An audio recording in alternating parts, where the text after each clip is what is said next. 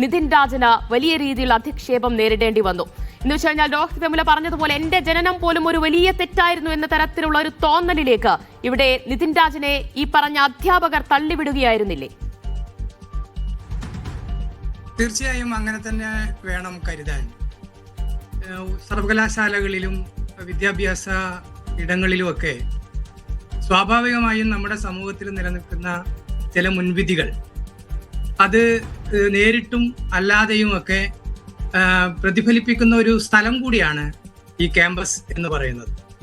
പലപ്പോഴും നമ്മൾ വിചാരിക്കും വിദ്യാഭ്യാസ ഇടം എന്ന രീതിയിൽ അതൊരു വളരെ പൂർണ്ണമായും സെക്കുലർ ആയിട്ടുള്ളതും മറ്റ് വിവേചനങ്ങളിൽ നിന്നൊക്കെ മുക്തമായതുമായ ഒരു ഇടമാണ് എന്ന ഒരു തെറ്റിദ്ധാരണ നമുക്ക് ഉണ്ട്. യഥാർത്ഥത്തിൽ നമ്മുടെ സമൂഹത്തിൽ ഉള്ള എല്ലാതരം വേർതിരിവുകളും എല്ലാതരം വിവേചന രൂപങ്ങളും ക്യാമ്പസുകളിലും ക്ലാസ് റൂമുകളിലും മറ്റ് ഇടങ്ങളിലുമൊക്കെ തന്നെ വന്ന് പോകുന്നത് നമുക്ക് മനസ്സിലാക്കാൻ കഴിയും. അത് പലപ്പോഴും കേരളത്തിൽ ഇരുന്നു കൊണ്ട് നമ്മൾ പലപ്പോഴും പറയുക കേരളത്തിൽ അങ്ങനെയൊരു സംഭവമൊന്നുമില്ല, അതൊക്കെ ഉത്തരേന്ത്യൻ സംസ്ഥാനങ്ങളിലും അല്ലെങ്കിൽ മറ്റ് സർവകലാശാലകളിലുമൊക്കെ സംഭവിക്കുന്ന കാര്യങ്ങളാണ്. നമ്മൾ അതിൽ നിന്നൊക്കെ മോചിതരായിട്ടുള്ള വളരെയധികം ഉന്നതമായ മൂല്യങ്ങൾ വെച്ച് പുലർത്തുന്ന പുരോഗമനവാദികളാണ് എന്ന തരത്തിലുള്ള ഒരു മേനി പറച്ചൽ മലയാളികൾക്ക് എപ്പോഴും ഉണ്ട്. യഥാർത്ഥത്തിൽ മലയാളി സ്വന്തം വീട്ടിലും സ്വന്തം വീടിന്റെ പരിസരത്തും ഒക്കെ കൊണ്ടു നടക്കുന്ന എല്ലായിടങ്ങളിലും കൊണ്ടു നടക്കുന്ന മനുഷ്യരെ കുറിച്ചുള്ള മുൻവിധി, ആ മുൻവിധി യഥാർത്ഥത്തിൽ ജാതി കേന്ദ്രീകൃതമായ മുൻവിധിയാണ്.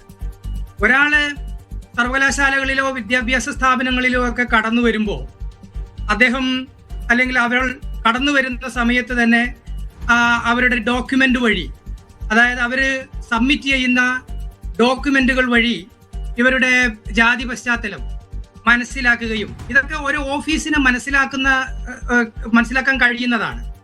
അപ്പൊ അങ്ങനെ വരുമ്പോൾ അതേതെങ്കിലും തരത്തിലുള്ള സംഭരണ അടിസ്ഥാനത്തിലോ റിസർവേഷന്റെ അടിസ്ഥാനത്തിലൊക്കെ വന്നു വരുന്ന കുട്ടികളാണെങ്കിൽ അവരെ യഥാർത്ഥത്തിൽ അവര് ഒരു സ്ഥാപനത്തിൽ കയറുന്ന മാത്രയിൽ തന്നെ അവര് യഥാർത്ഥത്തിൽ അവരുടെ സമൂഹത്തിൽ നിന്ന് എന്ത് തരം വിവേചനമാണോ അനുഭവിച്ചിട്ടുള്ളത് ആ വിവേചനത്തിന്റെ ഒരു തുടർച്ച യഥാർത്ഥത്തിൽ ഇത്തരം സ്ഥാപനങ്ങളിൽ കാണുന്നുണ്ട്. അത് ചില സമയം ക്ലാസ് റൂമുകളിൽ കാണാം, അത് ലൈബ്രറികളിൽ പോകുന്ന സമയത്ത് കാണാം, ചിലപ്പോൾ അത് ഹോസ്റ്റൽ താമസിക്കുന്ന സമയത്ത് കാണാം.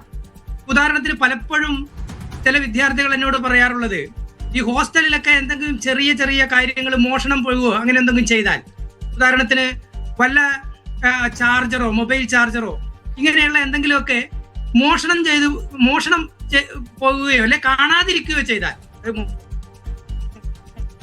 മോഷണം പോകേണ്ട കാര്യമില്ല, അത് തൽക്കാലം നോക്കിയിട്ട് കാണാതെ ഇരിക്കുമ്പോൾ അത് പലപ്പോഴും അത് ചില വിഭാഗം കുട്ടികളുടെ തലയിലേക്ക് ആ ഒരു കണ്ണ്, ഒരു സംശയ ദൃഷ്ടി ആദ്യം പതിക്കുന്നത് അവിടെയാണ്. അങ്ങനെ ഒരുപാട് ഉദാഹരണങ്ങൾ അങ്ങനെയുണ്ട്. അതേപോലെ നമ്മൾ മെസ്സിൽ പോയി ഭക്ഷണം കഴിക്കുന്ന ഇടങ്ങളിലാണെങ്കിൽ പോലും ഈ പറയുന്ന തരത്തിലുള്ള വിവേചനങ്ങൾ നമുക്ക് കാണാം.